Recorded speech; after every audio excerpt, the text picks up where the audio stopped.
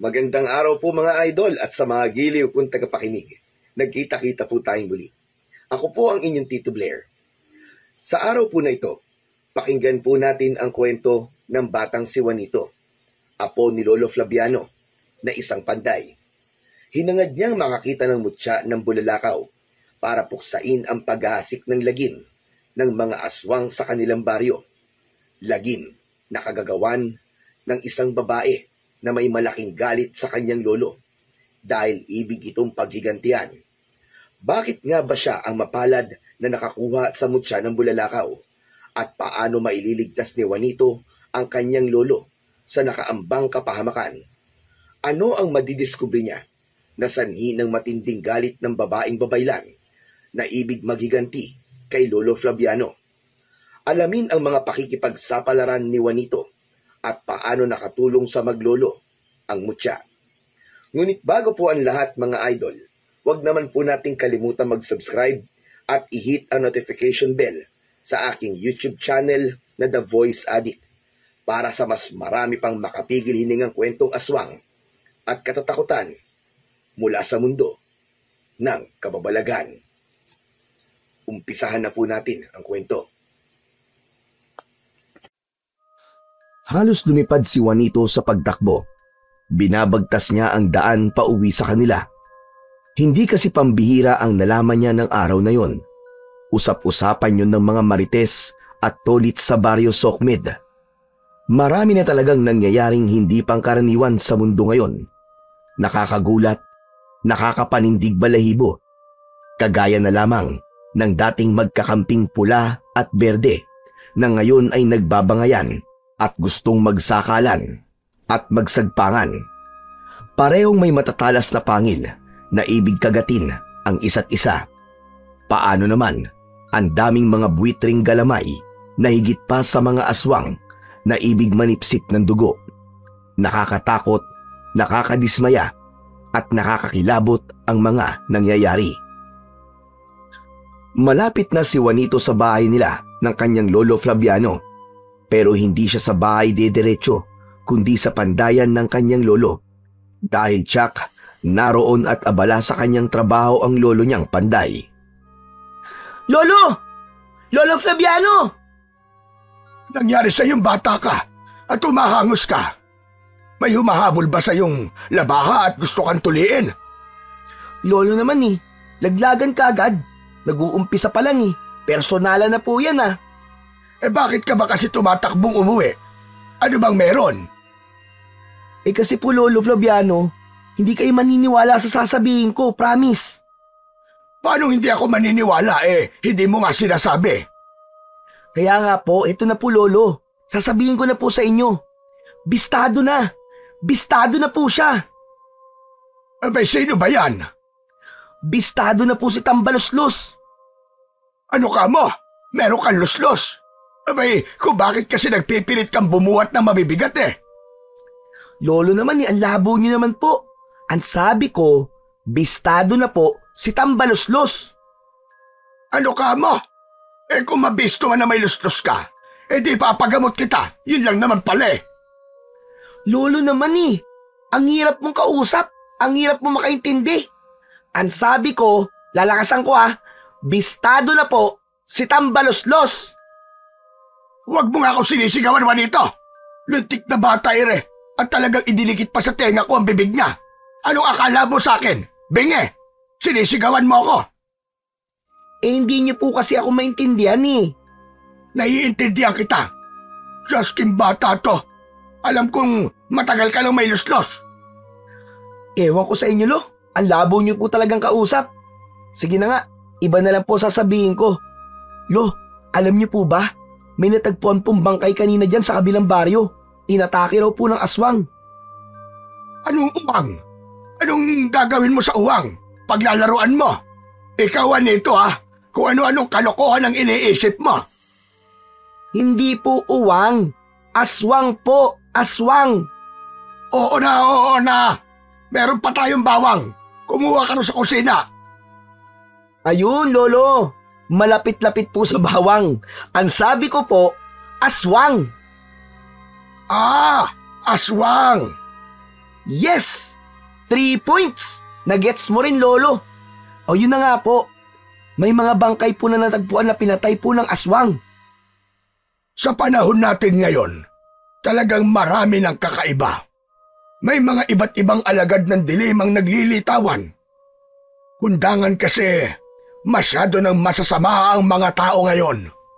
Yung iba pa, hindi na naniniwala sa Panginoon. Opo, Lolo. Tama po kayo dyan. Naniniwala po ako sa inyo. Kung ganyang may mga biktima ng aswang, di ibig sabihin lang doblehin natin ang pag-iingat. Dahil ang aswang ngayon ay nag-level up na rin. Ano pong ibig niyo sabihin, Lolo? Araw man o gabi ay gumagala na ang mga yan. Hindi na sila natatakot sa sikat ng araw. Ay, kaya pala. Kaya pala yung asawa ni Mang Paeng, ang sabi inaswang daw. Kaya ngayon, iniwan po ng asawa. Ibang aswang yon, Juanito. Yun yung aswang na madalas kinakate. Ah, aswang po ba na may buni? Higit pa sa buni.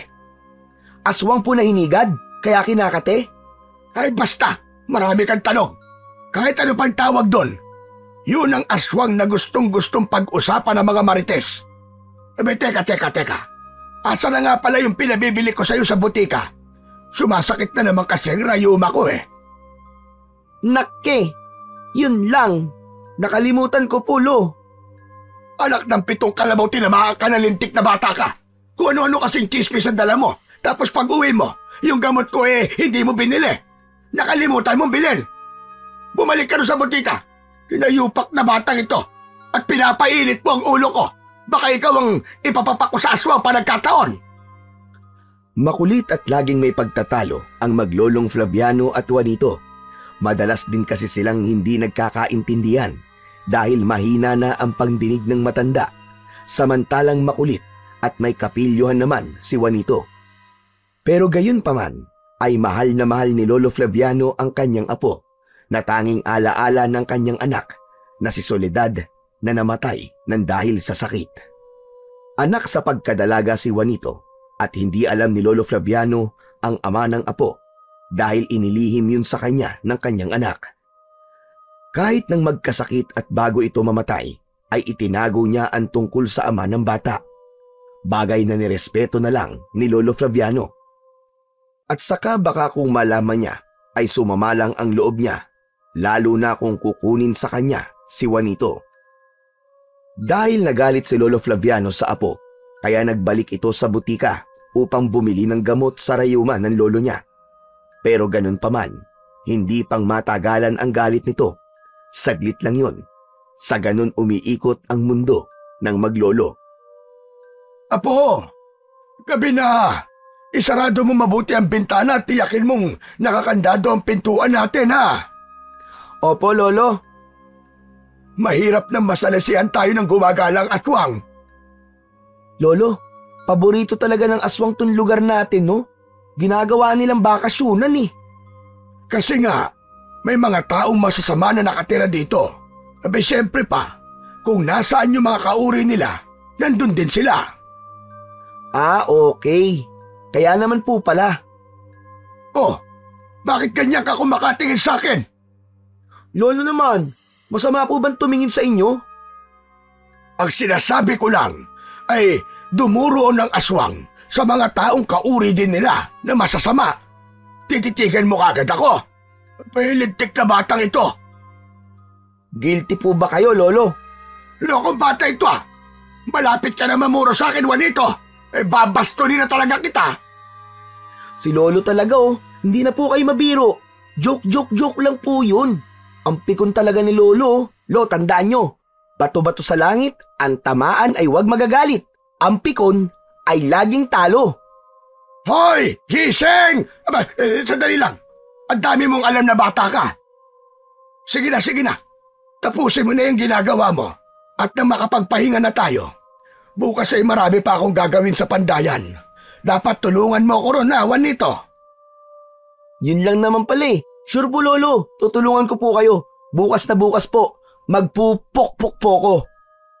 Anong magpopokpok? Uy! Hindi na bingi si Lolo, malinaw ang pandinig kapag tungkol sa pokpok. Linawin mo yung sinasabi mo. Ano magpupokpok? Di po ba, gagamit po tayo ng maso o kaya martilyo bukas sa pandayan para pukpukin po yung mga bakal doon na gagawin yung itak at kutsilyo. O, ano po ba tunog ng maso o kaya ng martilyo? Hindi po ba pokpok? Kayo po kasi, iba po kasi ang iniisip nyo kapag nakakarinig kayo ng salitang pokpok eh. Pagkatapos ng kulitan ng maglolo, bago matulog ay naghanda na ang dalawa upang magpahinga. Kaya lang, tila may mang-iistorbo pa sa kanila. Dahil pagod sa trabaho sa pandayan, ay agad na nakatulog si Lolo Flaviano. Samantalang si Juanito naman ay hindi pa dinadalaw ng antok. Kung ano-ano pa kasi ang pumapasok sa isip niya na napakinggan niya ng araw na yon. Ugali kasi niya na makinig sa mga usapan ng mga matatanda, kahit ano pang usapan yan, maging tungkol sa politika, sa showbiz, sa sports, at ang pinaka-interesado siya at pinaka-gusto niya sa lahat ay ang tungkol sa usapan ng buhay ng may buhay ng ibang tao na kalugar nila. Limbawa na lang, si ganito na anak ni Kulasa ay buntis, si ano na anak ni ganito at may kabit, si Juan ay maraming utang at nagtatago, at kung ano-ano pang usapan na kinatutuwaan niyang pakinggan. Subalit ng gabing yon ay iba ang nasagap ng kanyang pandinig. Ingay yun ng kung anong nilalang na nagatid ng takot at kilabot sa kanya. Ano kaya yun? Parang may gumagapang sa bubong ng bahay namin ah. Siguro pusa lang yun. Kung bakit kasi ang kukulit ng mga pusa ng kapitbahay namin eh. Mag-aasawahan lang sa bubong pa. Ano kayang meron sa bubong? Bakit doon nila gustong maglabing-labing? Naulit ang ingay na narinig ni Juanito. Alam niyang hindi yun isang pusa lamang. Kahit may takot na nararamdaman, ay sumilip siya sa bintana ng bahay. Ngunit gano'n na lang ang gulat niya nang pagsilip niya sa bintana ay tumambad sa kanyang muka ang nakakatakot na halimaw. Ah! Napaurong si Juanito sa takot at pagkagulat sa nakitang nilalang sa labas ng bintana. Aswang! May aswang! Walang yang aswang yun ah! Halos pagdikit ang mukha namin kanina. Amoy na amoy ko yung mabaho niyang hininga. Amoy na bubulok. Yak! Kadiri! Dahil unang pagkakataon yon na nakakita siya ng aswang, kaya hindi niya alam ang gagawin. Agad na pinuntahan ang natutulog na lolo. Ginising ito, niyugyug at tinapik-tapik. Kaya lang, ayaw magising. Wala sa ayos talaga tong lolo ko. Kung kailan may aswang ang hirap gisingin. Parang nananaginip pa yata oh. Ngumingiti habang natutulog eh.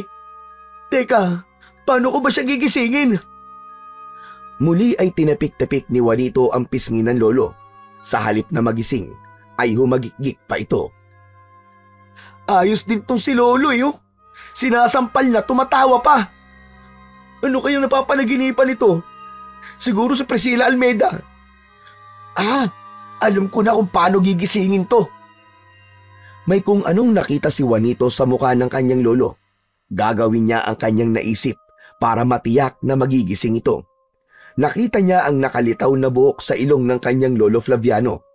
Gamit ang kanyang dalawang daliri, ay inipit yun at saka biglang binunot. Sigurado, sa gagawin kong to, tiyak, gising ka ngayon lolo. Ay, aray ko pitong kambing na binunot ang ilong, aray ko! Aray! Sing! Success ang plano ni Juanito. Nagising ang kanyang lolo. Hi! Salamat naman po't nagising din kayo lolo. Walang iya kang bata ka! Ano ginawa mo? Sumakit ang ilong ko ah! Binunot ko lang po yung tutyang nyo lo. Yung lumilitaw po na balahibo sa ilong nyo. Para po magising kayo. Para kasi kayong mantika kung matulog. Ang hirap nyong gisingin. May siraulo ka talagang bata ka, no? Dati ka bang abnormal? Pati tutyang sa ilong ko pinagdidiskitahan mo. Bakit mo ba ako ginigising? Kasi nga po, lo, may bisita po tayo. Di papasukin mo. Pero teka, ganitong oras ng gabi may bisita tayo. Opo, lo. Huwag po kayong maingay. Aswang po ang bisita natin. Napatayo bigla si Lolo Flaviano sa kanyang narinig. Asan? Asan ang aswang na yon? Malilintikan siya sa akin. Lo, nasa labas po ng bahay natin. Nakita ko po kanina. Ang pangit, nakakatakot po. Saka ang baho pa niya. Bakit kaya tayo ang pinuntahan? Dahil sa'yo, Apo. Ano? Dahil po sa akin? Oo, dahil naamoy nila ang sariwan dugo at batang puso mo. Mabangong-mabango yun sa pag-amoy nila. Bakit po? Yung dugo at puso nyo, expired na po ba yun? Ayaw na po ng aswang? Abay, ewan ko sa'yo. Basta mas gusto nila ang dugo at lamang loob ng mga bata. Bigla na naman napunta sa akin pabihirang bata ito. Ay, teka nga lang. At kukunin ko yung pinanday kong armas na panlaban sa mga aswang. Hindi sila sasagtuhin nun. Tsak, matchachap-chap ang katawan nila. Kaya lang, wala nang naririnig pang ingay si Juanito. Pakiramdam niya ay umalis na ang aswang sa labas nila. Siguro natakot sa kanyang Lolo Flaviano. Subalit halos hindi na makatulog ang maglolo ng gabing yun. Nag-aalala na baka bumalik ang aswang. Pero pinilit na lang siyang patulugin ni Lolo Flaviano at siya na lang ang magbabantay. Nagsisimulang maghasik ng lagim ang mga kampon ng kadiliman sa Barrio Sokmed dahil sa pagbabalik doon ni Babita, ang babaylan na piniling maging masama dahil sa kanyang pinagdadaanan. Dahil ang nais niya ay makaganti sa mga taong nanakit sa kanya. Umalis kayo, Madang Babita. Saan kayo nanggaling? At bakit gusto mong malaman, Dako? Binigyan ba kita ng permiso para tanungin at pakialaman ang mga lakad ko? Hindi naman po siguro masamang magtanong. Saka, concerned lang po ako. Pero kaya ko ang sarili ko. Tumanda ko ng ganito, kaya alam ko ang ginagawa ko. Malamang po, bumisita po kayo sa kanya. At sino naman ang tinutukoy mo, Dako? Masyado kang pakialamero, kaya hindi ka na lumaki-laki. Mayang Babita, hindi na talaga ako lalaki pa dahil isa akong unano. Pero wag mo pa rin akong ismulin. Maliit man, nakakapuwing din. At saka, mukha lang akong maliit pero may malaki po sa akin. Hihihi. He! Tumigil ka! Walang malaki sa'yo. Ilusyon mo lang yon. At saka wala akong pakialam kung ano man ang malaki sa'yo. Hindi ako interesado. Nakita niyo po ba ang taong gusto niyong makita, Mayang Babita? Hindi ko alam ang sinasabi mo, Dako. At kung gusto ko man makita ang taong sinasabi mo, wala akong gustong gawin sa kanya, kundi ang ipatikim sa kanya ang galit at sakit na ginawa niya sa akin. Hindi ka pa rin pala makamove on ngayon, Manang Babita. Hanggang ngayon ay bitbit mo pa rin ang sakit na sinasabi mo. Dahil sobra-sobra ang sakit na pinagdaanan ko, Dako. At hindi ko yon makakalimutan hanggang sa dako paroon. Hanggang sa aking kamatayan. Kaya gusto mong makaganti sa kanya, ganun po ba? Oo, ama ka, Dako. Ipapalasap ko rin sa kanya ang sakit. Maging ang galit na narito sa aking dibdib. Aray naman, kawawa naman pala siya kung ganun. Anong awa ang sinasabi mo? Hindi siya dapat kaawaan, kundi ang dapat sa kanya ay sinasaktan. Isang nakaraan ang hindi kayang malimutan ni Babita dahil malalim ang pagkakaugat ng sakit na hanggang ngayon ay nasa damdamin niya. Kaya puno ng puot ang puso niya para sa taong nanakit sa kanya. Ugali na ni Juanito na sa umaga bago pa siya pumunta sa pandayan ng kanyang Lolo Flaviano ay ang maligo sa sapa. Magpapapresko muna siya dahil mapapasabak siya sa pagpupukpok at pagmamaso ng mga iba't ibang patalim na ginagawa sa pandayan ng kanyang lolo. Dahil wala siyang dalang ekstrang damit na isusuot, kaya nag-all the way ang bata. Hinubad ang suot na short at t-shirt dahil yun din ang isusuot niya pagkatapos maligo. Ipinatong yun sa isang putol na sanga ng kahoy. Kalulusong lang ni Juanito sa tubig sa pinakagitnang bahagi ng sapa kung saan ay medyo malalim ang tubig nang may maramdaman siya sa paligid. Di maaari. May nararamdaman akong hindi pangkaraniwan dito sa sapa. May kung ano nila lang dito. Naku po, baka aswang yun ah. Sabi kasi ni Lolo Fabiano, may mga aswang na walang pinipiling oras. Araw man o gabi, nakakagala sila. Naku po. Pagkatapos sumisid, ay iginala-gala ni Juanito ang paningin niya sa paligid. May hinahanap ang mga mata at nakikiramdam. Muli ay nakarinig siya ng kaluskos. Agad ibinaling ang mga mata sa pinagmulan ng kaluskos, subalit wala pa rin siyang nakita. Wala pa rin ah. Ano kaya yun? Kinakabahan tuloy ako. Ano kayang pinagmulan ng ingay na yun? Siguro, tama na nga tong paliligo ko dito sa sapa. Makaahon na nga. Okay naman na ang pakiramdam ko eh. Presko na. Tutuloy na ako sa pandayan ni Lolo. Umahon na sa tubig si Juanito. Pinuntahan ang lugar kung saan niya iniwan ang short at t-shirt na hinubad. Kaya lamang, nang binalikan niya yon, ay nawawala na ang mga ito. Hala! Asan yung short at t-shirt ko? Bakit nawawala rito?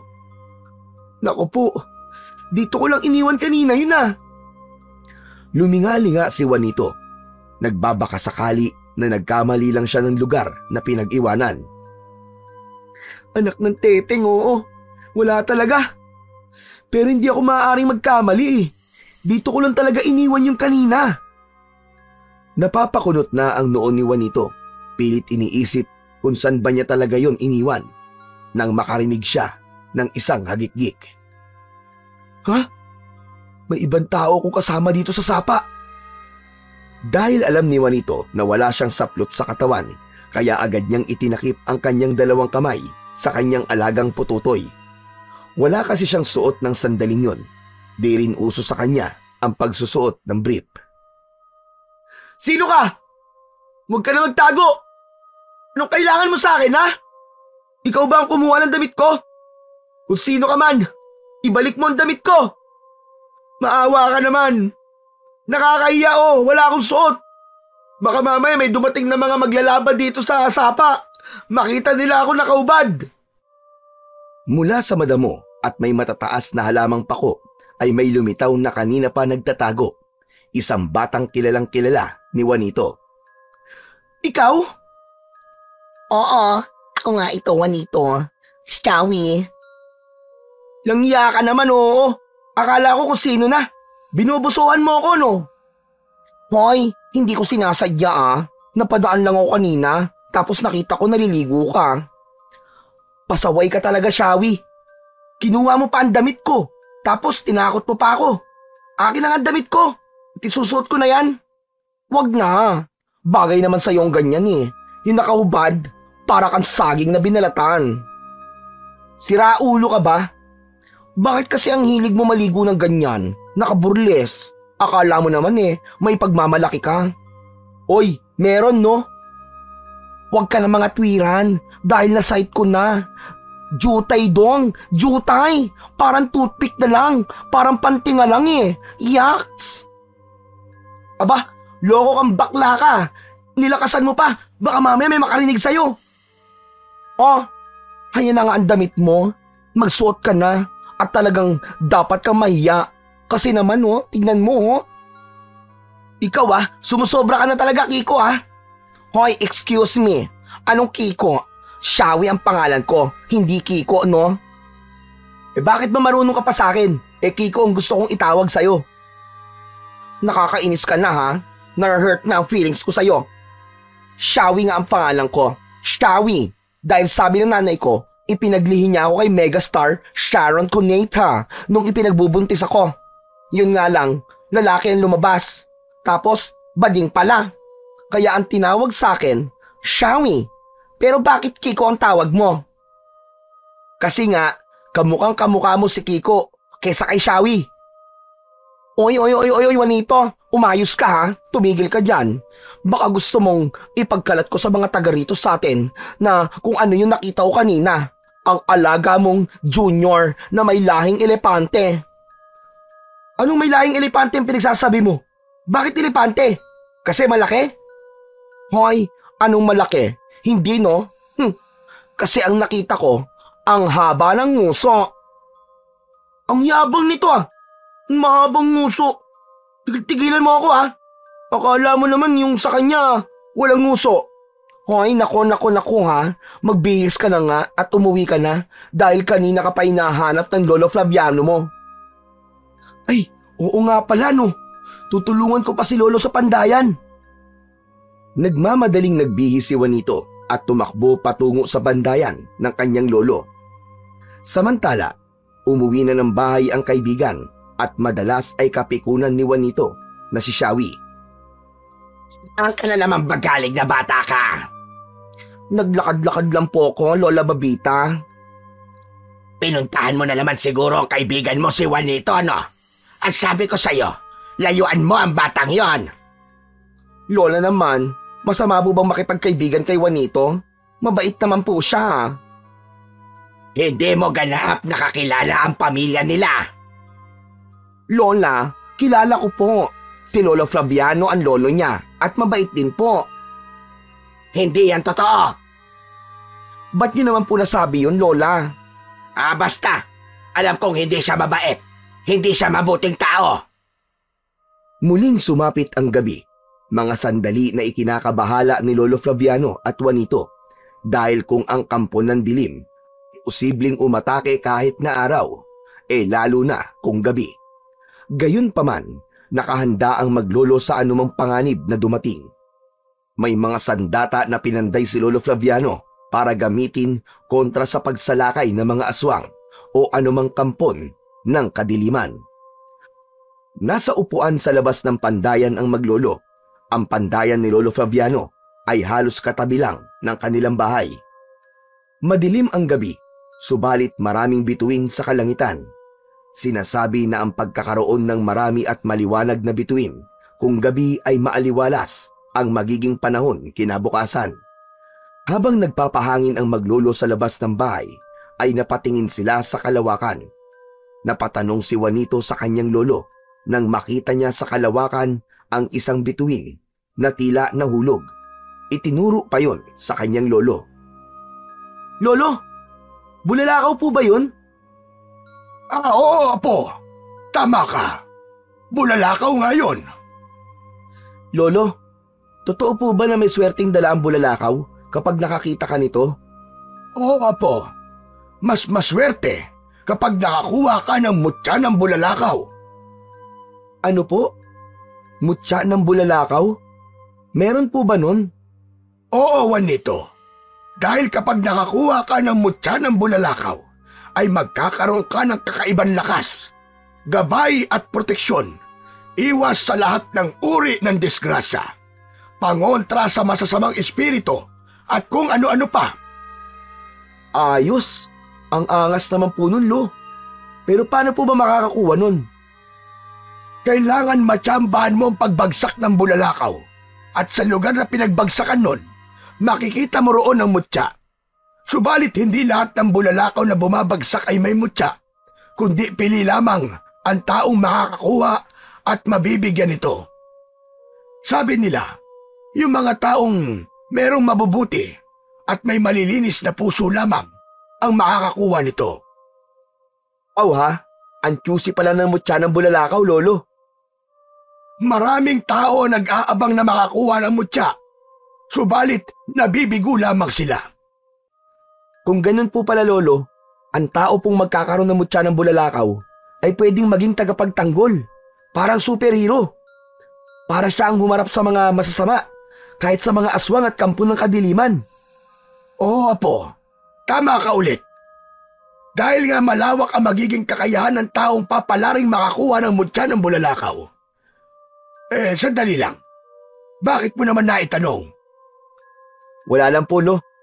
Naisip ko lang po kasi, ang swerte pa lang talaga ng sino mang makakakuha nun.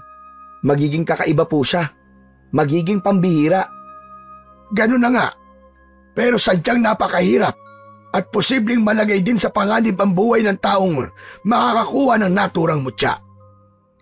Nung gabing iyon, pagkatapos ng pag-uusap nila Lolo Flaviano at Juanito tungkol sa mutya ng bulalakaw, ay hindi na agad dalawin ng antok ang bata. Kung ano-ano ang naiisip niya tungkol sa mutya ng bulalakaw, isa ang tanging nabuo sa isip niya. Gusto niyang makakita ng mutya. Alam niyang magiging malaking tulong yun sa kanila ng kanyang lolo Flaviano, lalo na't may mga pagkakataon na may umaaligid sa kanilang bahay na aswang. Kaya kailangan ni Juanito ng kapangyarihan at maibibigay yun sa kanya ng mutya ng bulalakaw ayon sa kwento ng kanyang lolo. Samantala, ng gabing ding yun ay kausap ni Babita ang pinagkakatiwalaan niyang kakampi at kasama na si Dako. Tanging si Dako ang nakakaalam ng lihim ni Babita. Si Babita ay isang masamang babaylan na ang gawain ay maghasik ng lagim, gaya ng kanyang ipinangako at sinumpaan sa Supremo ng Kadiliman na nagkaloob ng kapangyarihang itim. Kasabay ng pagiging masamang babaylan ay ang kakayahan na maging aswang. Tila nakikiayo ng katahimikan ng gabi sa inyong pinaplano, Manang Babita. Oo naman, Dako. Dapat ka nang kumilos dahil malaki ang inaasahan sa iyo ng Supremo para gawin ang misyon na iniatang sa iyo. Alam ko yon, Dako. At hindi ko pwede baliwalain yon dahil ikakasira yon ng aking ipinangako. Tandaan mo, kapag nasira mo ang iyong pinangako, ay dalawang bagay lang ang maaaring maging kapalit. Ang bawiin sa iyo ang kapangyarihan o ang iyong kamatayan. Siyempre, hindi ako papayag na isa man doon ay mangyari. Kaya mainam na sundin ko na lang ang utos at ang aking ipinangako. Kaya nga po, umalis ka na, Manang Babita, dahil sayang ang bawat oras. Sa mismong harap ni Dako ay nagbago ang anyo ni Babita. Naging aswang bangkilan ito na handang umatake sa kahit sinong tao para maghasik ng lagim. Ang humanap ng mga taong mapapabilang sa kanilang lahi upang paramihin ang mga katulad nila. Paglabas ni Babita ng kanyang bahay bilang isang ganap na aswang bangkilan, ay may mga kalahi na siyang nag-aabang sa kanya sa labas. Ang mga ito ang makakasama niya para sa kanilang planong paghasik ng lagim. Tila ang buwan sa labas ay batid ang mga mangyayari dahil ang liwanag nito ay unti-unting nabalutan ng kulay pulang sinag.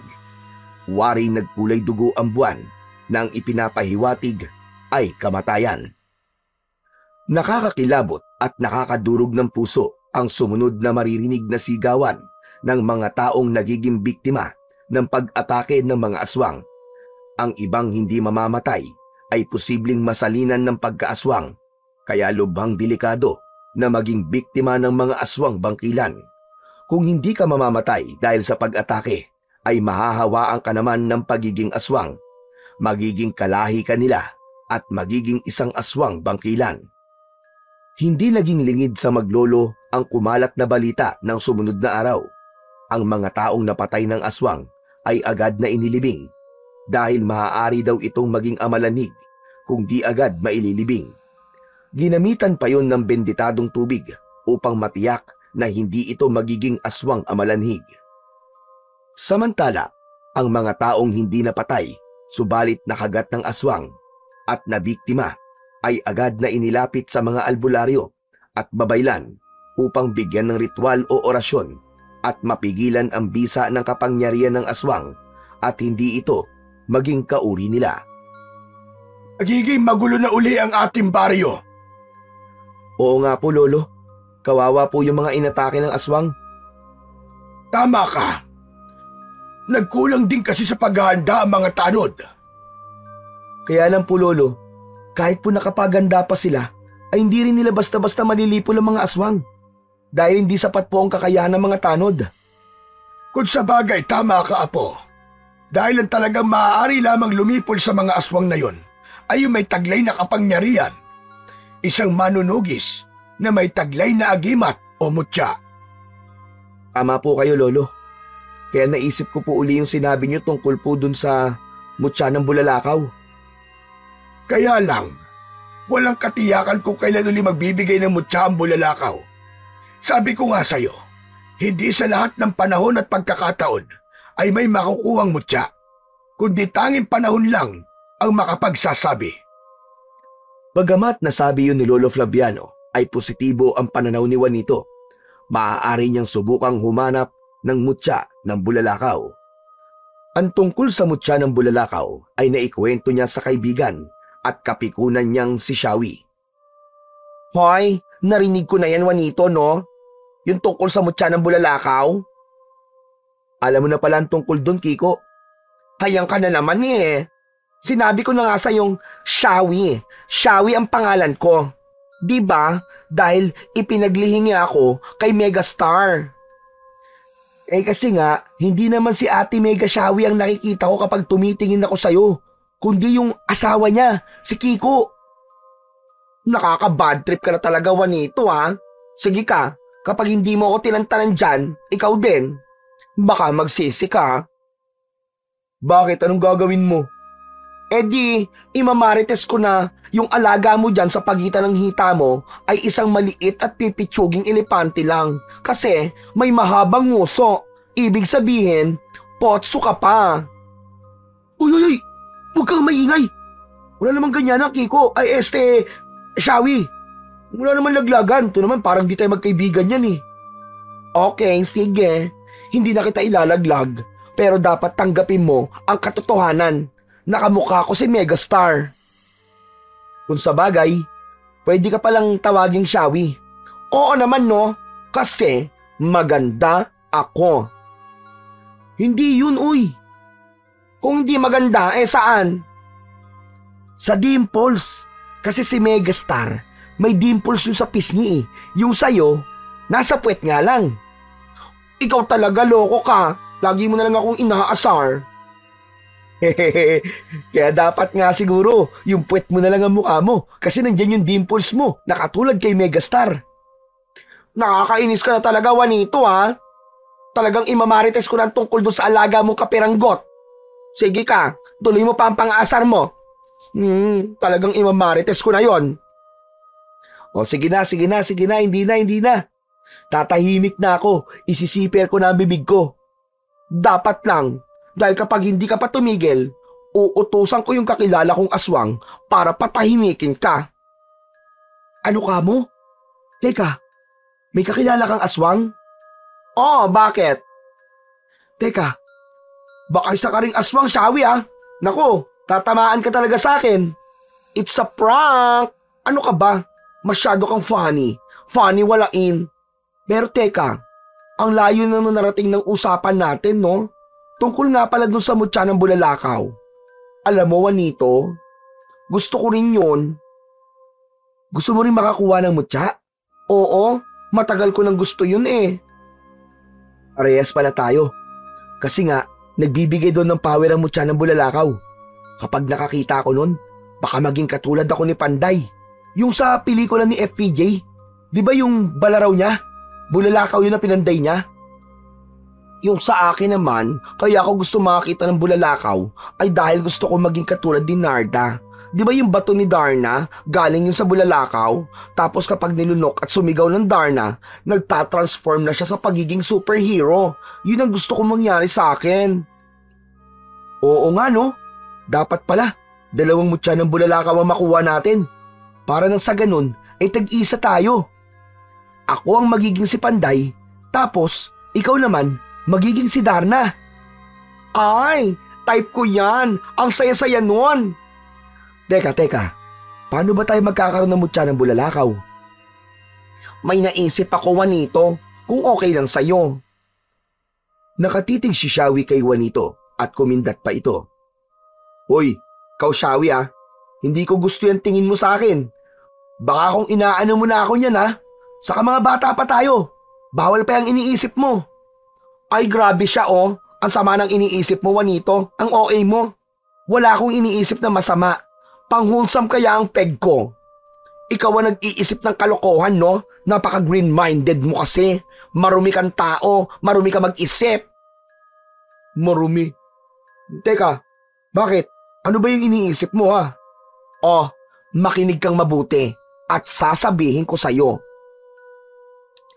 Samantala, walang pagsidla ng kasiyahan si Babita dahil alam niyang tagumpay ang pagsisimula ng kanyang misyon.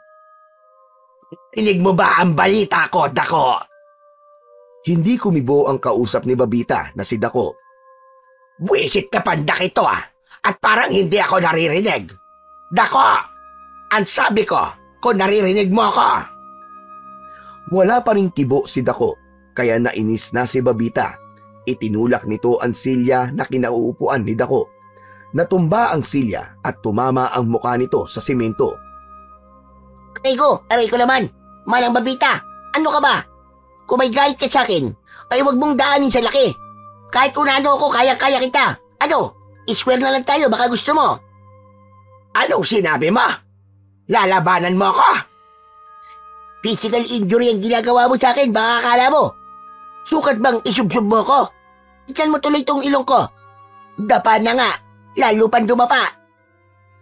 Ikaw naman kasi, kanina pa kita tinatanong, hindi ka sumasagot. Dahil hindi ko naririnig ang tinatanong mo. May earphone ako sa tenga o di mo nakikita yan? Kaya wireless nga eh. Ay, leche ka! Kaya pala para ako mukhang tanga ng ngawa dito. Hindi mo ako pinapansin. Badang Babita, okay lang yun. Kasi, matagal ka naman ng mukhang tanga. Binatukan ni Babita si Dako. Umugong ang tenga nito sa lakas ng pagkakabatok. Aba. Sumusobra ka na. Another criminal case ang ginagawa mo, ha? Malapit nga akong mapundi sa'yo. Ano bang pinakikinggan mo at parang hindi ka na maabala? Nakikinig ako ng magagandang kwento sa YouTube channel ni Apong Isaac. Balita ko nga. Magandang makinig dyan. Paborito ko pa naman ang mga horror story, mga kwento ng katatakutan. Ay, yan. Diyan tayo magkakasundo, Manang Babita. Ika nga, kung saan napupunta ang usapan natin. Siguro naman sasagutin mo na ngayon ang tanong ko sa'yo kanina. Ang sabi ko, kung alam mo yung kumakalat na balita. Aling balita? Yung tungkol sa Makabayan Black Makabayan Black yung nasa likod ng impeachment complaint ni BP? Dako, wala akong pakialam sa bagay na yan. Maigi sana kung lahat sila magagawa kong aswang. Di ayos son, darami ang mga aswang sa Kongreso. Pero hindi tungkol doon ang ibig kong malaman. Kundi yung balita tungkol sa ginawa namin pag-atake dahil nagulo ang baryo sa ginawa namin. Tama ka, Manyang Babita. Usap-usapan talaga. Trending at viral pa. Parang usapan nung mabisto na totoo yung relasyon ni na Maris Racal at Anthony. Sino na naman ba ang mga yan? Mga bagong recruit ba natin para maging aswang? Ay, pwede. Kasi nga, may aswangan na nangyari. Kasama yun sa buhay. Dahil ang tao, kahit walang lahing aswang, gustong-gustong mga aswang. Pero maigi tayo. Kahit mga aswang, ay legit ang pagiging aswang natin, hindi prank. Tama kayo.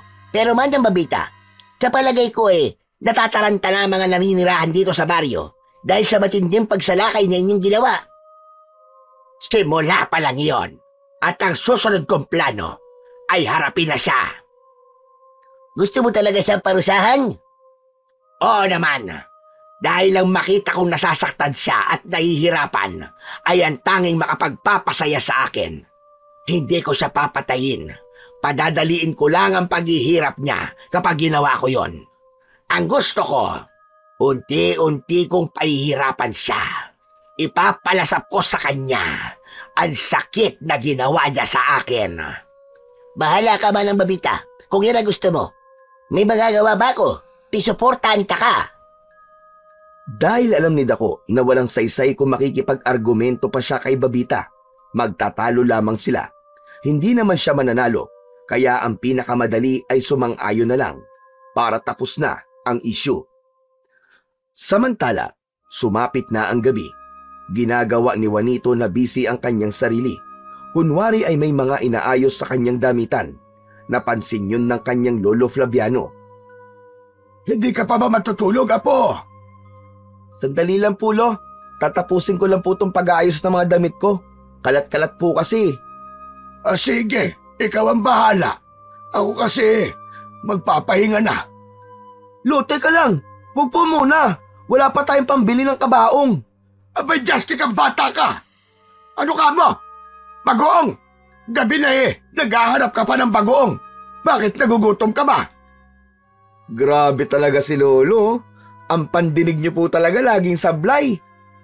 Ano ba sinasabi mo? Ngayon naman eh, naghahanap ka ng saklay. Ano ba nangyayari sa'yo? May pilay ka ba? Lo, sige na nga po. Matulog na po kayo. Baka abutin pa tayo ng umaga dito. Hindi pa rin tayo nagkakaintindihan. Lalo pang humihina ang pandanig niyo kapag kayo inaantok eh. Oo, tama ka, Apo. Kapag may umaataking aswang, daanin mo sa suntok. Tsak tigok yun. Hay naku! Ang labo mo talaga, Lolo. Sige na po, tulog na po kayo.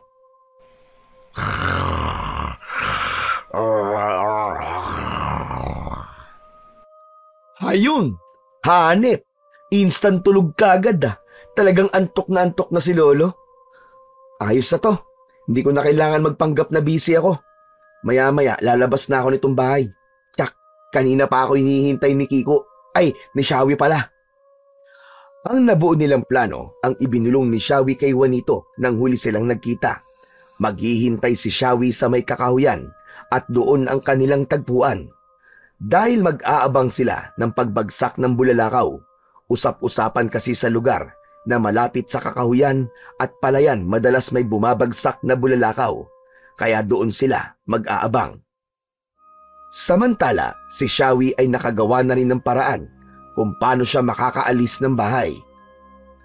Hay, salamat. Mahimbing nang natutulog si Lola Babita. Makakaalis na rin ako. Baka mauna si Juanito sa may palayan at may bumagsak na bulalakaw at siya makakuha ng mutya. Dahan-dahang lumakad si Shawi palabas ng pinto. Hindi dapat magising ang mga kasama niya sa bahay, lalo na ang kanyang Lola Babita, dahil siguradong magkakaroon siya ng problema. Subalit tila umaayon sa kanya ang pagkakataon. Dahil walang kagalaw-galaw ang natutulog niyang lola, marahil napagod ito sa ilang araw na pagiging abala. Ang tunay na pagkatao at pagiging aswang ni Babita ay hindi nalalaman ng apong si Shawi. Malayang nakalabas ng bahay si Juanito, subalit bago siya lumabas ay kinuha niya ang punyal na madalas niyang dala. Ginawa ito ng kanyang lolo Flaviano. Ugali ni Juanito na dalhin yun, lalo na kung gabi. Unang nakarating sa kanilang tagpuan si Shawi, panay ang lingon nito at inisa-isang pagmasdan ang mga halamang nasa paligid nila. Bagamat nakakubli ang buwan ay maliwanag pa rin ang paligid dahil sa napakaraming bituin ng gabing yon na siyang tumatanglaw sa kadiliman ng gabi. Humanap ng mauupuan si Shawi. Uupo siya upang hindi mangawit sa pagtayo habang hinihintay ang pagdating ni Juanito. Pero sa isang banda ay dapat pala siyang matuwa dahil wala pa ang kaibigan. Tumingala siya sa kalangitan. Bituin sa langit. Magbagsak ka ng bulalakaw habang wala pa si Juanito. Dapat ako ang mauna makakita sa pagbagsak mo para sa akin mapunta ang mutya at maging si Darna na akyas. Ang hindi alam ni Shawi ay dumating na pala si Juanito at narinig nito ang hiling sa bituin. Yan tayo eh. May sapangan pa talagang magaganap ha. Ay, sorry, andiyan ka na pala Juanito. Narinig mo ba yung wish ko sa star? Oo, dinig na dinig ko. At gusto mo talagang maunang makakuha ng mutya ah. Wish lang naman yun eh, kung mapagbibigyan lang naman. Pero ang usapan natin, sabay tayo mag-aabang, di ba? Tapos kapag may bumagsak na bulalakaw, ay kanya-kanya tayo ng hanap. Tama, yun nga na pagkasunduan natin.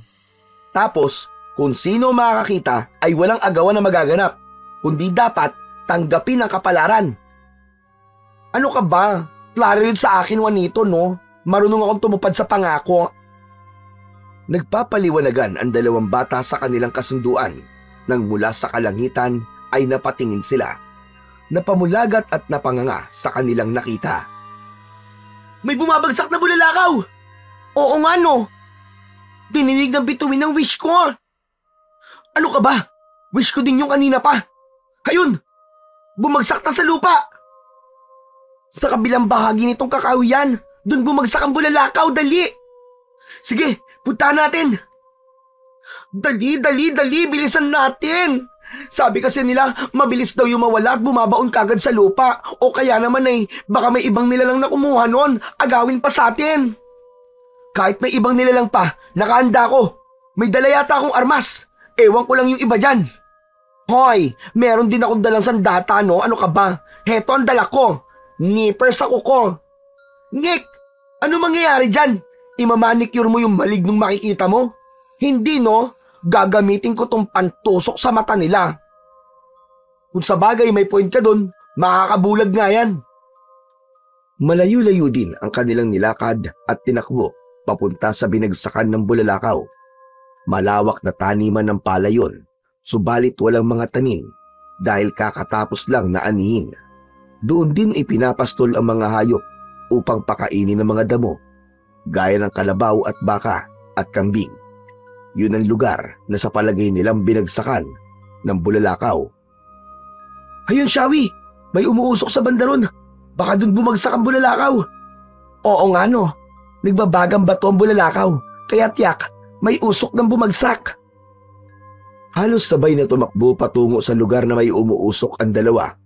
Nakita nga nila roon na tila may nasunog at may naiwan na konting usok. Malamang dito na nga yun, Shawi. Pero saan kaya dito? Hanapin na lang natin ang mutya. Malamang nandito lang yun. Nagkanya-kanya ng hanap ang dalawang bata. Walang imikan. Ang bawat isa sa kanila ay pursigidong makita ang mutya ng bulalakaw na nakita nilang bumagsak. Pilit nilang idinilat ang kanilang mga mata sa paghahanap ng kanilang pakay. Saglit pa ay nagtititili si Shawi. Napatingin naman si Juanito. Nakita ko na! Nakita ko na ang mutya! Nasa akin na! Ano? Hindi nga. Ano ka ba? Heto nga tingnan mo. Isang bilog na batong itim. Ito na yon. Oo nga no. Yan nga yung mutya ng bulalakaw na hinahanap natin. Sabi ko na sa'yo, di ba? Ako makakakita nito. Sinagot ng bituin ng wish ko kanina. Ang swerte mo naman, Shawi. Ganun talaga kapag siniswerte. Tila nawalan ng pag-asa si Juanito. Tumigil na rin ito sa paghahanap. Oh, anong gagawin mo ngayon dyan sa mutya? Di ba ang sabi ko sa'yo, baka katulad dito ng bato ni Darna na kapag sinubo ko at sumigaw ako ay magta-transform ako at magkakaroon ako ng superpower. Kaya susubukan ko. Sige na, subukan mo na, Shawi. Isubo mo na ang bato tapos sumigaw ka ng Darna. Oh, heto na. Isusubo ko na. Darna! Naghintay ang dalawang bata ng pagbabago. Kaya lang, ilang minuto na ang lumipas ay wala pa ring nangyayari. Naku, Shawi, baka ayaw yata ng Darna. Ibang superhero na lang kayang isigaw mo. Gaya ng Volta, o kaya Wonder Woman, o kaya Sailor Moon, kahit ano. Sumunod si Shawi sa sinabi ni Juanito. Lahat na yata ng superhero na paborito niya ay naisigaw na niya, pero wala pa ring pagbabago. Ay, ano ba yan? Ayaw pa rin, Juanito. Walang epekto. Nawawmali yata tayo ng batong to eh. Saan yung bato? Iluwa mo muna, dali. Nalunok ko na eh. Ang sama nga ng lasa. Mapakla na mapait. Basta, ang sagwa ng lasa. Kung ganun, maling bato yung nakita mo. Hindi yun mutya ng bulalakaw. Teka, maghahanap uli ako. Naghanap si Juanito hanggang sa may nakita ito. O ito, may mga bato rin ako nakita na katulad nung batong nilunok mo kanina. Pero marami ang batong to. Ayan ang dami. Nagkalat, butil-butil nga eh. O nga no, ang daming batong itim at may dikit-dikit pa.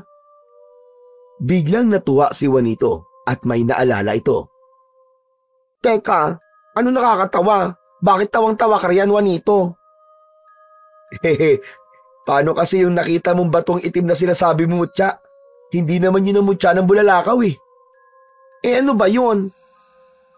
Hehehe, dumi yun ng kambing. Ayan pa yung mga kasamang eba ko, nagkalat.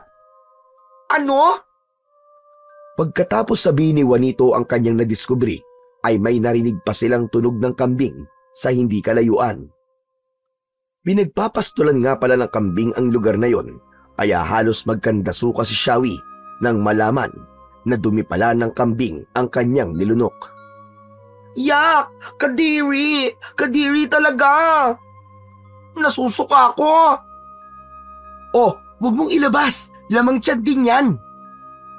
Dahil sa pagkadismaya, ay nagpasya na lang na umuwi si Shawi. Sigurado ka? Uuwi ka na? Oo, Juanito. Ayoko na. Suko na ako. Baka mamaya dumi na naman ang kung anong hayop ang mapulot ko.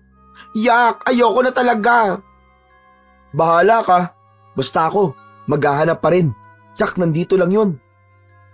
Tuloy-tuloy nang umalis si Shawi. Natatawa pa rin si Juanito kapag naiisip ang nangyari sa kaibigan. Buong tiyaga pa rin siyang naghanap. Maya-maya pa ay may nakita siyang isang bato na tila kumikislap. Nanlaki ang mga mata ni Juanito at agad itong dinampot. Subalit ng pagdampot niya roon ay may naramdaman siyang tila humawak sa kanyang kamay. Tila ibig agawin sa kanya ang hawak na mutya. Subalit mahigpit ang pagkakakuyom ng kanyang palad. Hinding-hindi niya bibitiwan ang kanyang hawak. Ah! Kung sino ka man! Bitiwan mo ang kamay ko! Ah! Walang anumang naririnig si Juanito, pero ramdam niya ang puwersa na pilit na pumipilipit sa kanyang kamay na may hawak na mutya. Ah! Hindi mo to maagaw sa akin! Sa akin to! Nagpapambuno ang dalawa. Ramdam ni Juanito na malakas ang hindi niya nakikitang nilalang. Subalit nadarama ng bata na may kakaiba siyang enerhiya na sumasanib sa kanyang katawan. Marahil ay galing yun sa mutya na hawak niya, kaya nakatitiyak siyang mutya ng bulalakaw ang kanyang natagpuan. Pilit na binubuksan ng nilalang na hindi nakikita ni Juanito ang kanyang palad, ngunit lalo pang hinigpitan ng bata ang pagkakakuyom ng mga palad nito. Dahil sa mahigpit na pagkakayukom sa palad, ay napapikit pa ang mata ni Juanito. Ganun na lang ang kanyang pagkagulat, dahil kapag pala nakapikit siya, ay sa kanya nakikita ang nilalang na nakikipagpambuno sa kanya. Isang malignong pilit na kumukuha ng mutya. May malaking tenga, 3 mata, malaking ilong at bibig. Kamukha siya ng tikbalang. Alam ni Juanito na hindi magiging madali ang pakikipagpambuno niya sa malignong yon. Bigla niyang naalala ang punyal na nasa kanyang bewang. Gamit ang isang kamay, ay kinuha niya yun sa kanyang bewang. Saka agad na itinarak sa kamay ng maligno na nakahawak sa kanyang braso. Nasaktan ang malignong pilit na umaagaw ng mutya ng bulalakaw. Nabitiwan nito ang isang kamay ni Juanito. Sinamantala naman ni Juanito ang pagkakataon na yon upang sundan ng saksak ang maligno. Bumaon sa dibdib nito ang punyal. Umatungal ito ng dahil sa sakit at wala nang nagawa kundi ang lumayo sa bata. Lumakad itong paurong hanggang sa mabuwal ito. Kasunod nun ay ang biglang paglalaho ng maligno. Saka palang nakahinga ng maluwag si Juanito. Sa pag-aalala na baka may iba pang nilalang na biglang lumitaw pagkatapos ng nakaengkwentro niya, ay nagmamadali ng umuwi si Juanito. Pagdating niya sa bahay, ay nasa may pinto ang kanyang lolo Flaviano. Gising na ito, mag-uumaga na noon. May loko kang bata ka! Saan ka magaling? Magdamag mo kung pinag-alala. Elo, pasensya na po. Hindi mo pa sinasagot ang tanong ko sa'yo. Saan ka magaling? Ikinuwento ni Juanito sa kanyang lolo ang mga nangyari, maging ang kakatwang nilalang na napatay niya. Sigurado ka bang mutya ng bulalakaw ito, apo? Opo, lolo. Dahil kanina po, ramdam ko po ang kakaibang enerhiyang pumasok po sa katawan ko. Saka alam ko pong hindi ako malakas, pero nagawa ko pong talunin yung malaking maligno gamit lamang ang aking maliit na punyal. Pambihira nga yun. Nagawa mo yun dahil sa ibinigay na bisa ng mutya. Tama po kayo, lolo. Teka, may nakakaalam na ba na nasa iyo ang mutya na ito? Wala kang kasama kanina? Meron po, lo. Si Shawi po, pero wala na po siya na makita ko yan. Kaya natitiyak po kung Wala siyang alam na nakuha ko na po ang mutya ng bulalakaw. Samantala, sa bahay ni Nashawi, galit na galit sa kanya ang lola Babita niya. Ang bata-bata mo! Lumalandi ka na! Magdamag kang wala! Malamang, nanghada yan, Manang Babita. Ay grabe siya oh. Ano ka ba dako? Ano akala mo sa akin? Kalapating mababa ang lipad? Kamagaling at halos buong magdamag ay wala ka. At sinong kasama mo? Shawi, sagutin mo na ang Lola Babita mo. At huwag ka magsisinungaling dahil malalaman din namin ang totoo. May mga alagad ang lola mo na makakaalam kung nagsasabi ka ng totoo o hindi. Sinong kasama mong bata ka? Si ano po? Si Juanito po, Lola Babita. Suail! Ako po, sa dami na makakasama mo, yung pambata na yun, na hate ng Lola Babita mo ang lolo nun. Kang nakikipagkaibigan ka pa rin sa kanya. Crush mo ba siya, Shawi? Umamin ka. Sasabayin ka. Sige ka. Hindi no. Friend ko lang si Juanito. Di ko yung type. Teka Lola Babita, bakit sinabi ni Dako na hate mo ang lolo ni Juanito? Ano bang kasalanan niya sa'yo? At bakit gusto mong malaman, Aber? Manang Babita, siyempre, kailangan malaman din niya yun. Di naman pwedeng nagagalit ka tapos hindi alam ni Shawi. Minsan pa'y binalikan ni Babita ang isang nakaraan kung bakit gano'n na lang ang galit niya sa lolo Flaviano ni Juanito. Dating magkarelasyon sina Flaviano at Babita. Puno ng pagmamahalan ang isa't isa. May pangako na magsasama sila habang buhay. Kaya lang, ang pangako na yun ay nasira. Hindi tinupad ni Flaviano ang kanyang mga ipinangako, kundi nalaman na lamang ni Babita na may namamagitan na kay Flaviano at sa matalik niyang kaibigan na si Lucita. Napakasakit ng pangyayaring yon para kay Babita. Umasa siya at nagtiwala sa isang lalaking labis niyang minahal. Yun pala ay hindi pahahalagahan ang pagmamahal niya, kundi ipagpapalit lang siya sa iba. Hindi matanggap ni Babita ang naging kabiguan niya. Matinding puot ang kanyang naramdaman para kay Flaviano at sa kaibigan niyang nang agaw. Upang makalimot ay lumayo siya, kaya lamang hindi yun naging madali. Lalo na kapag naiisip niya na masaya sina Flaviano at Lucita, samantalang nagdurugo ang kanyang puso. Kaya isinumpa niya sa kanyang sarili na gaganti siya sa kahit na anong paraan. Gagawin niya ang lahat para gawing miserable ang buhay ng mga taong nanakit sa kanya. Hanggang sa nakilala niya ang mga nilalang na nagtataglay ng kapangyarihang itim. Sumama siya sa mga ito at naging masamang babaylan siya, at maging pagkaaswang ay niyakap niya na. Ang kanyang kapangyarihang itim ay gagamitin niya para makaganti sa mga taong nanakit sa kanya. Ang una niyang pinaghigantian ang kanyang kaibigan na si Lucita. Sa pamamagitan ng kanya ring kakayahan sa pangkukulam ay nagawa niya itong paslangin. Samantalang ang buong akala ni Flaviano ay namatay sa sakit ang asawang si Lucita. Kaya agad niyang natanggap ang pagkawala ng kanyang asawa. Ngunit ang totoo nun ay si Babita ang may kagagawan. Ngayon nga ay nakatakda na upang paghigantihan at pahirapan naman niya si Flaviano, ang lalaking nanakit sa damdamin niya. Ito ang patitikimin niya ng matinding paghihirap. Ang puot na nararamdaman niya ay ububuhos niya rito. Ngayon nga ay nagsisimula na siya sa kanyang planong paghihiganti. Final na ba talaga ang plano mong yan, Manang Babita? Oo, at wala na itong atrasan pa.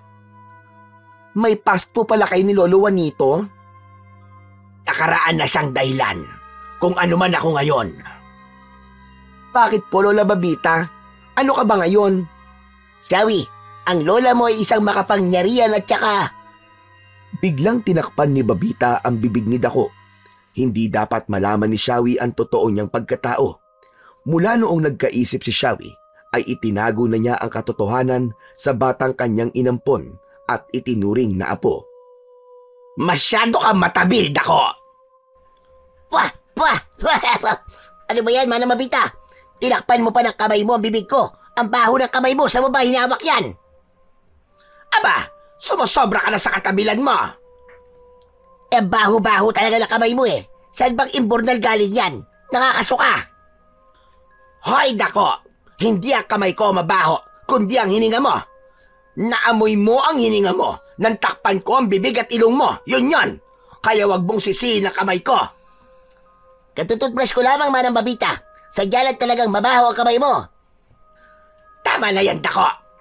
Walang kwenta ang pinagtatalunan natin. Shawi, hindi pa tapos ang pag-uusap natin. Kaya tandaan mo, ayoko makikipag-usap ka pang muli sa Juanito na yon. Kaibigan ko lang naman po siya eh. Namumuhi ako sa lolo niya. Kaya pati ang kanyang apo ay damay sa galit ko. Kung ayaw mong pati ikaw ay madamay sa galit ko sa kanila, pakinggan mo ako at sumunod ka na lamang sa gusto ko. Klaro ba yon, Shawi? Kung hindi ka pa rin susunod sa akin, mapipilitan akong ikulong ka rito sa loob ng kwarto mo at habang buhay ka lang hindi makalalabas. Walang nagawa si Shawi, kundi ang tumahimik. Alam niya kung paanong magalit ang kanyang lola Babita. Pero hindi niya maipapangako kung talagang makakayanan niyang hindi na makipagkita pa sa kaibigang si Juanito. Bahala na, yun ang nasa isip ni Shawi.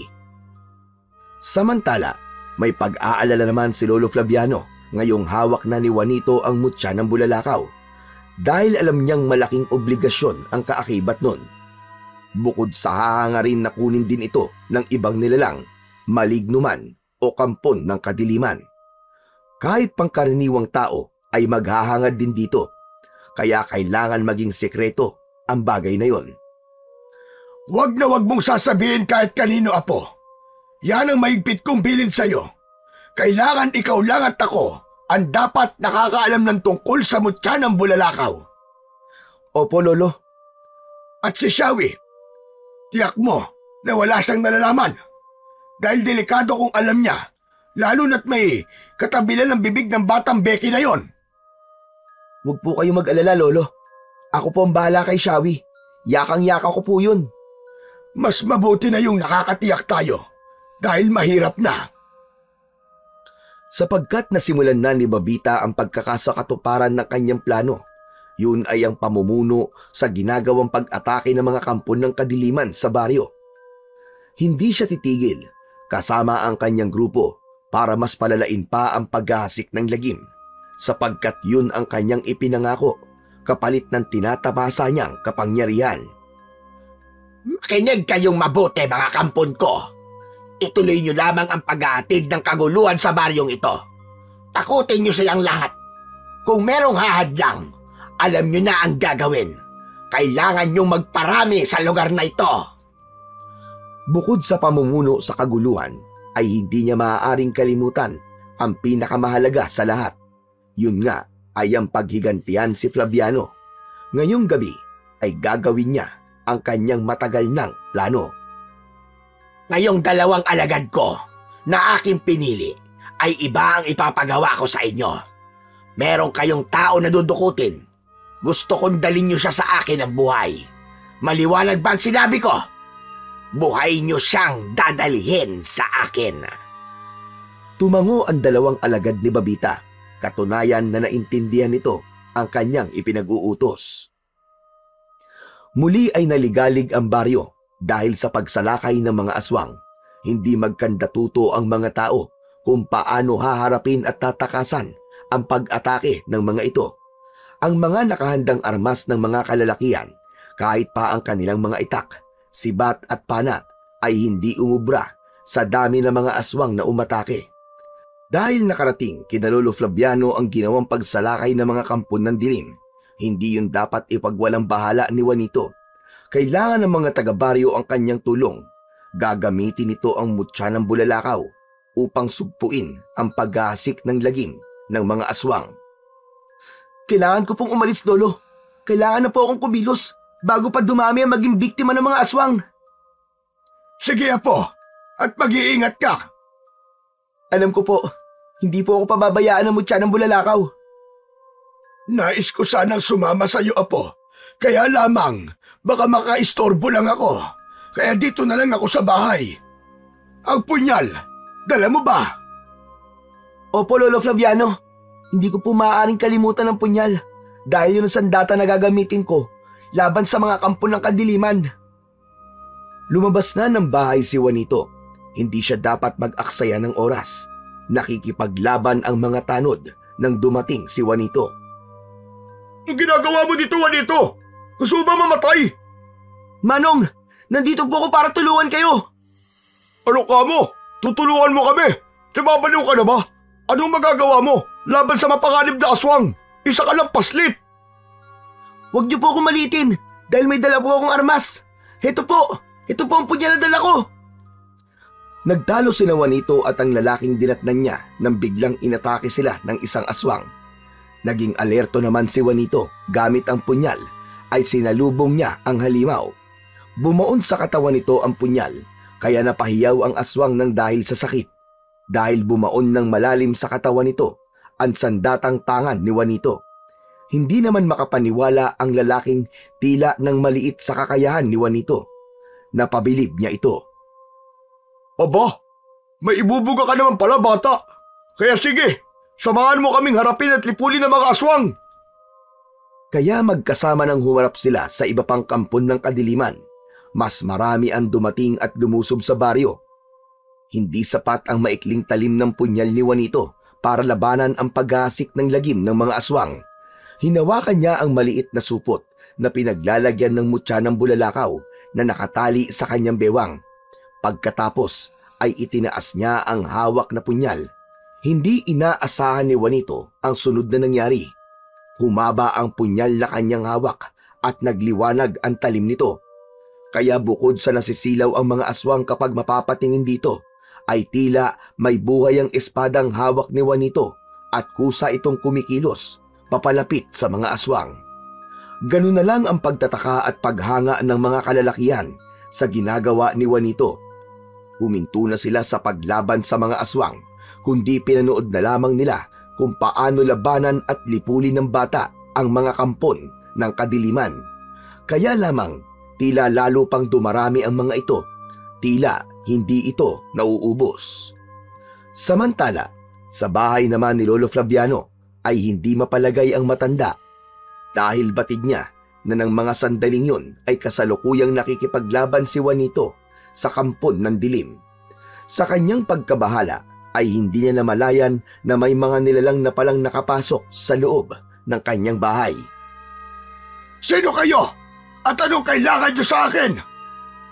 Hindi sumagot ang mga nilalang nakaharap na matanda.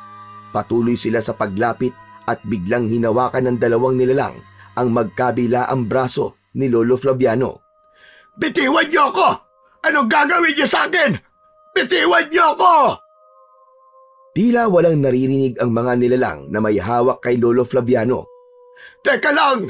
Saan niyo ba ako dadalhin, mga damuho kayo? Ano bang kailangan niyo sa akin? Walang nagawa ang matanda dahil kinaladkad na siya palabas. Nang makalabas na ng bahay ay may tila portal o lagusan na nag-aabang. Pumasok sila roon at biglang naglaho. Samantala, maraming aswang ang nalipol sa pagtulong ni Juanito. Gayunpaman ay tila hindi nakaramdam ng pagod ang bata. Umuwi na ito na may kakaibang sigla. Alam niya na marami siyang ikikwento sa kanyang lolo.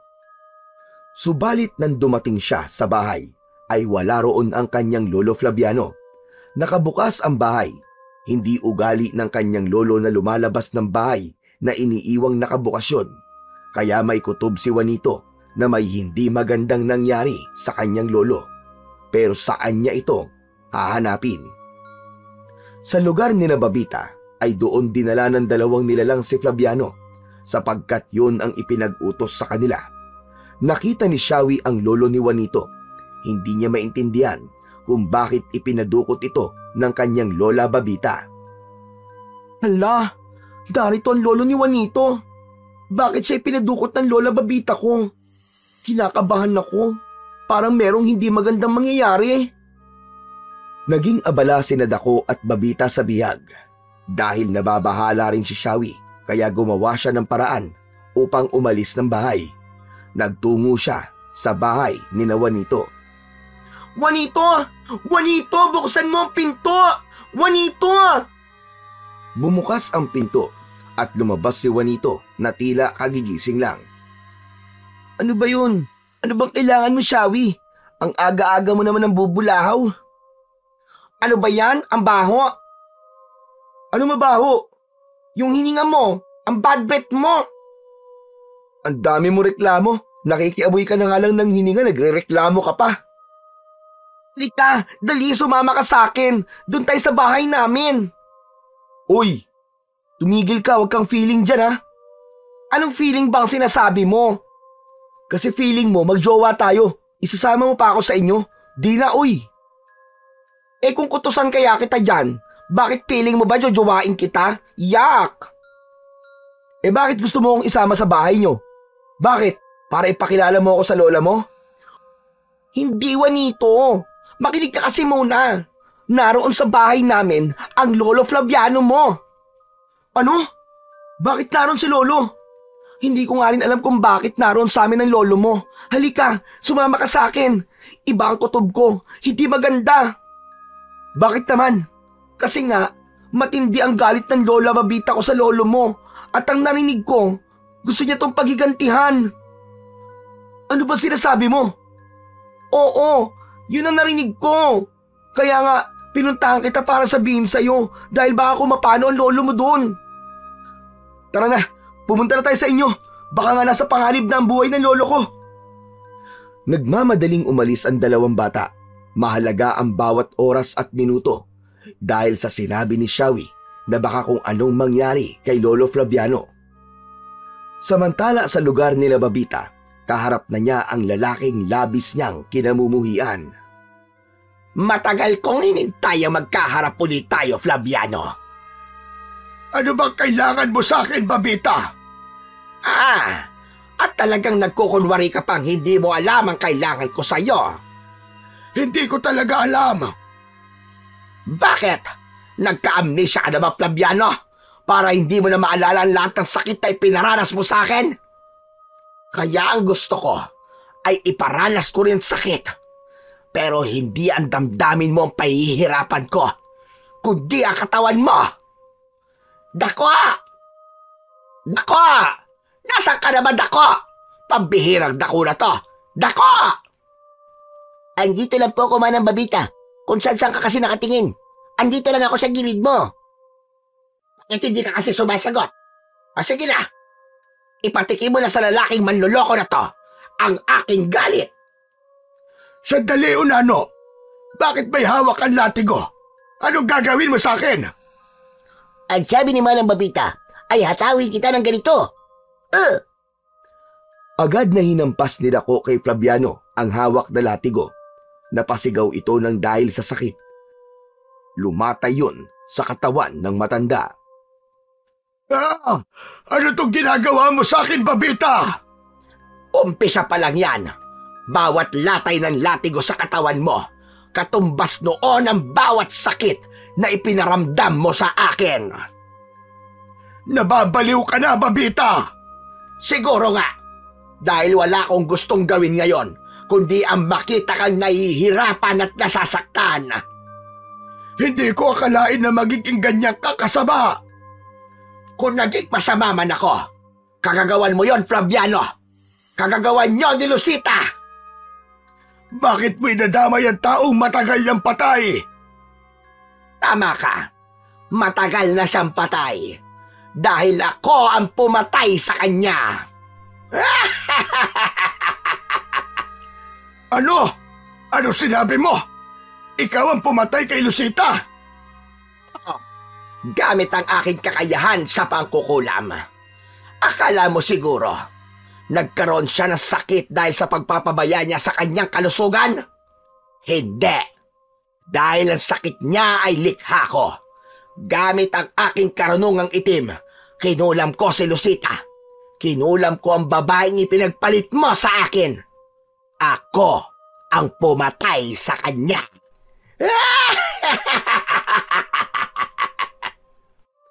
Talagang napakasama mo!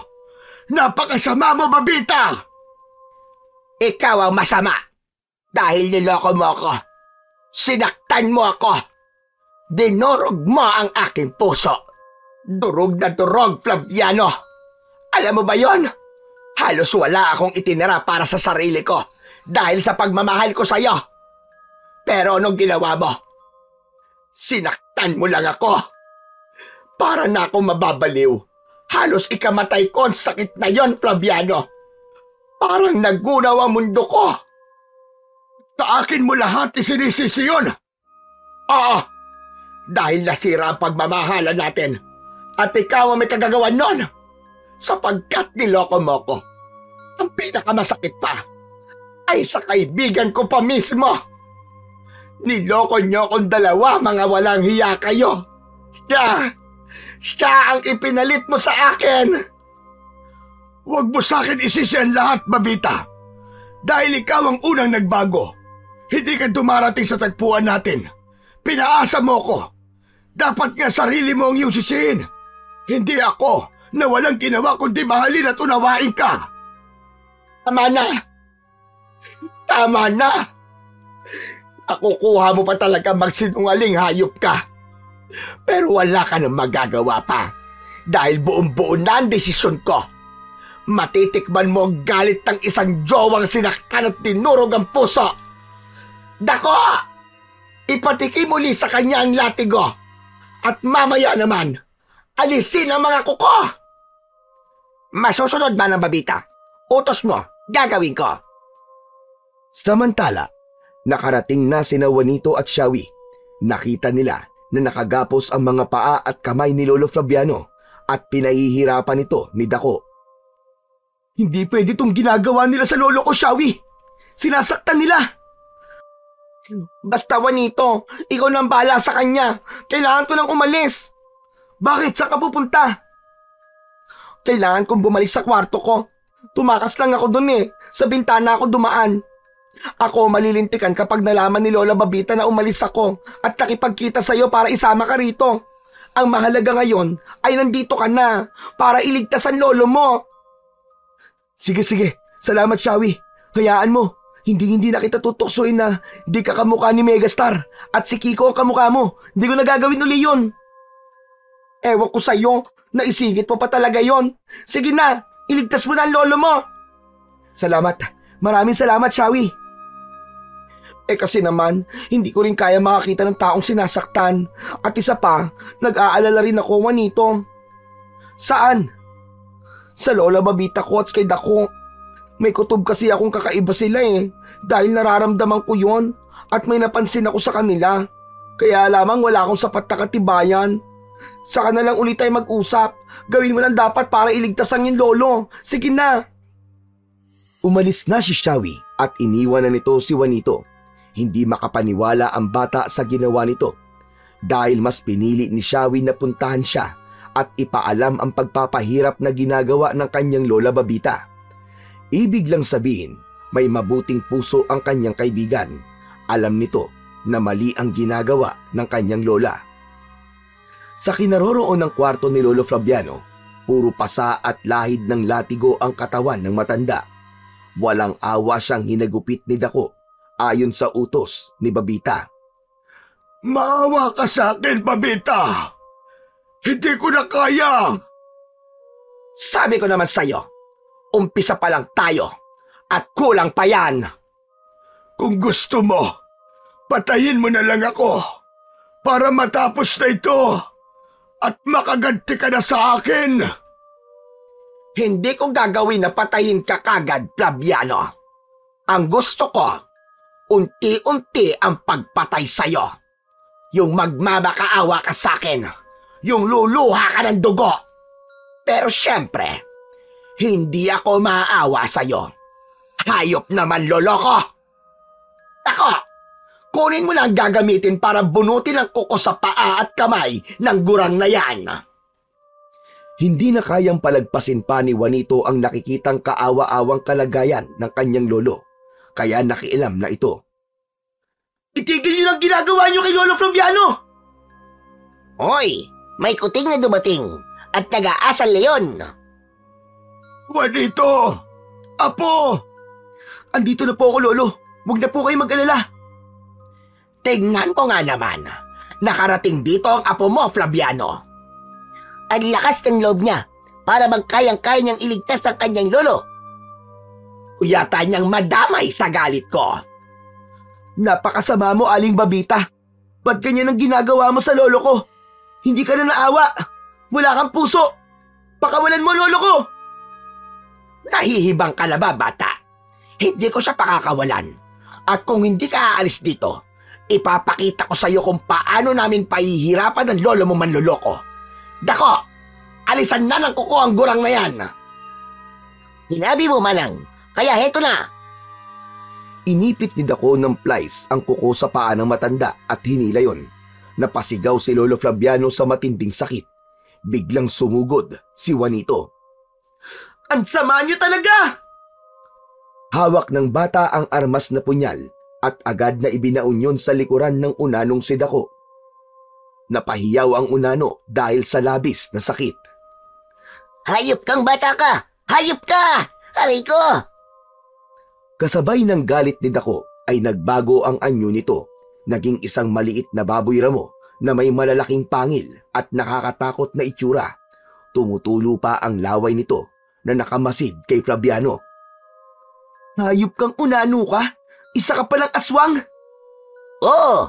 At gagawin kitang pagkain, bata ka! Yun ang akala mo! Sinunggaban ni Dako si Juanito. Nagpang-abot ang dalawa.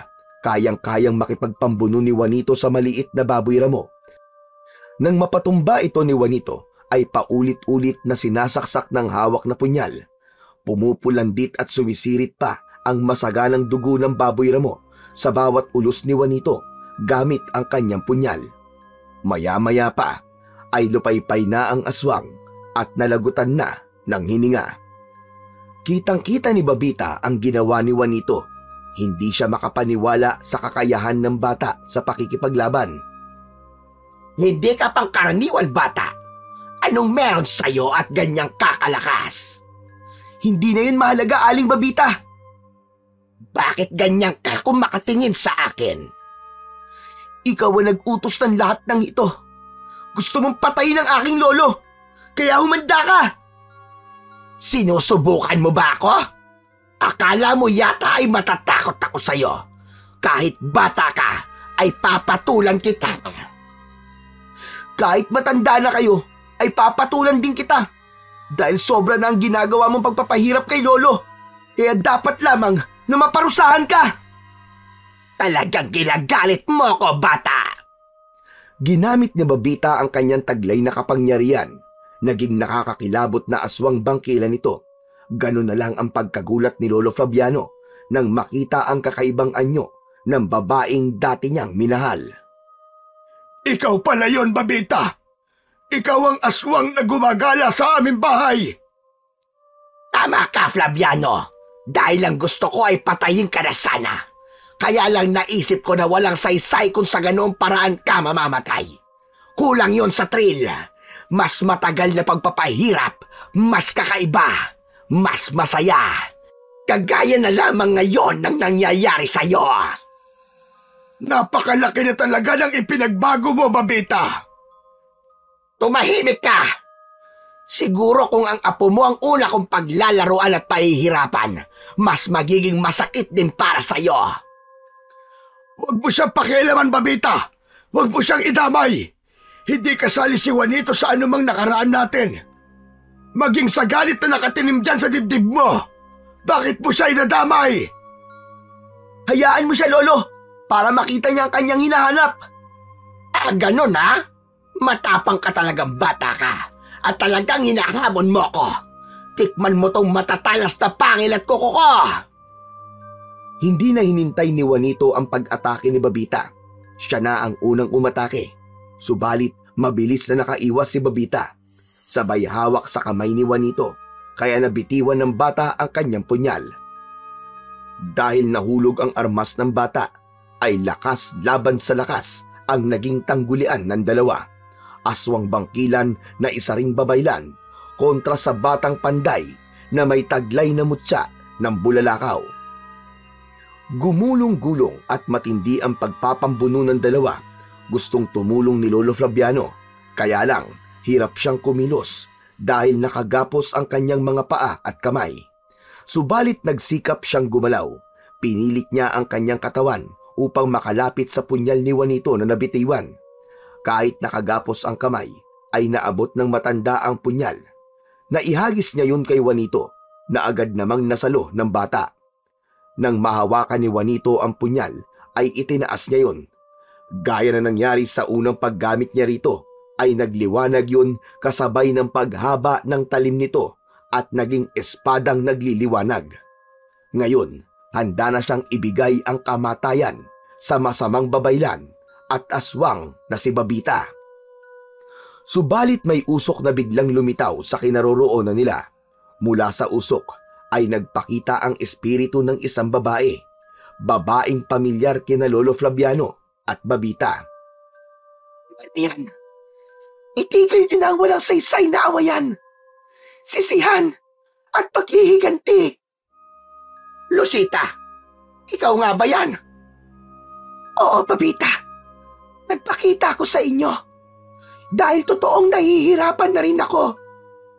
Hindi ako makapasok sa kabilang buhay na dapat sana'y paroroonan ko dahil sa mga kasamaang nagawa ko. Kasalanan ko ang lahat.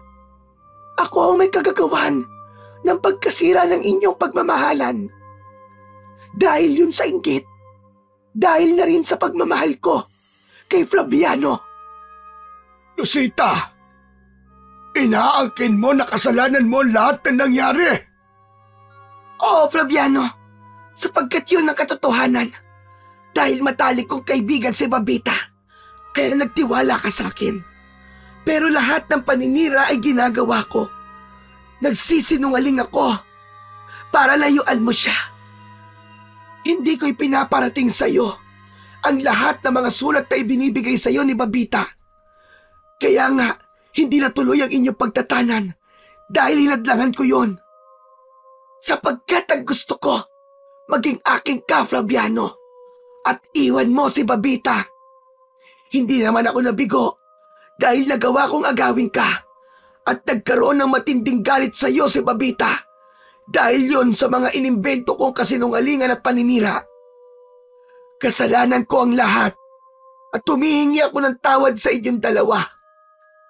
Babita, walang kasalanan sa iyo si Flaviano. Ang totoo, sobra-sobra ang pagmamahal niya sa iyo. Nagpakita ako sa inyo ngayon dahil hindi ko inakala na umabot na sa ganito ang ginawa kong kasalanan. Isa pa, may kung anong enerhiya na umatak sa akin para magpakita sa inyo na hindi ko kayang labanan. Kaya sinamantala ko ang pagkakataong ito para humingi ng tawad sa inyo.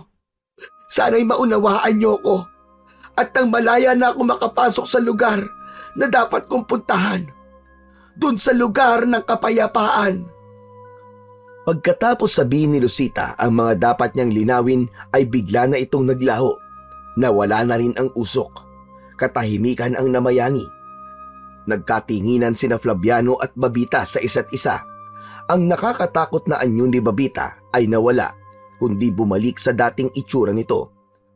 Ngayong naging malinaw na sa kanya ang lahat at nalaman niyang walang kasalanan si Flaviano, ay tila binuhusan ng malamig na tubig ang nag-aapoy na galit sa kanyang puso. Lolo Flaviano, ang enerhiya po mula sa mutya. Yun po ang humatak sa espiritu ni Lola Lucita para magpakita at ipaalam ang totoo. Tama ka, Apo. Sa kabila ng mga nangyari, nauunawaan ko siya at hindi ako nagagalit sa kanya dahil tapos na yon at napatawad ko na rin siya. Ako, Flaviano, magagawa mo pa ba ako mapatawad pagkatapos ng mga nangyari? Babita, hindi na ikaw ang babaeng dati kong minahal. Iba na ang mundo mo. Iba na ang buhay na pinili mo. Alam kong hindi yun madali upang iyong talikuran. Tama ka, Flaviano. Dahil ang pagtalikod ko ay nangangahulugan yon ng aking kamatayan. Kung tatalikuran ko yon, hindi na rin tayo maaari pang magkasama dahil katumbas noon ay ang kapahamakan ko. Nalungkot si Juanito sa mga narinig niya dahil imposible nang mangyari ang anumang inaasahan ng bawat isa, lalo na't naging malinaw na ang lahat sa kanila. Yun ang madalas na bunga ng mga desisyong hindi ganap na napag-iisipan. Umuwi na si Juanito at Flaviano na may lungkot na nararamdaman. Subalit dahil sa mutya ng bulalakaw, ay nagkaroon ng kasagutan ang isang malaking kontrobersiya sa buhay ni Lolo Flaviano. May mga luha sa mata ni Lola Babita nang iwan ng maglolo. Naroon man ang pagsisisi, subalit wala na siyang magagawa pa. Tatanggapin na niya ang kanyang kapalaran dahil yon ang kanyang pinili. Gaya ng buhay ng tao, meron tayong kalayaan na piliin kung ano ang gusto natin, kung mabuti ba o masama. Kung kaya sa ating pagpili, maging matalino at maingat, dahil ang bunga ng ating pagpili ay siyang ating makakamtan.